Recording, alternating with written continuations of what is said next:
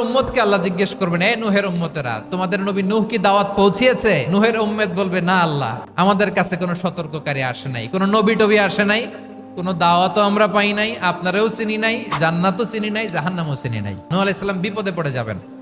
তখন আল্লাহ বলবেন, নূহ তুমি বললা পৌঁছিয়েছো, তোমার উম্মত বলে কিছু পায় নাই। নূহ তোমার কি কোনো সাক্ষী আছে?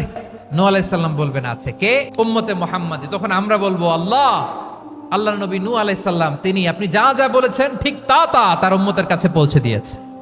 এবার নূহের উম্মতের সাথে আমাদের ঝগড়া লাগবে। তারা বলবে, তোমরা আসছো আমাদের হাজার হাজার বছর পরে, তোমরা কি করে জানলা? তোমাদের সাক্ষী ধর্তব্য হবে না?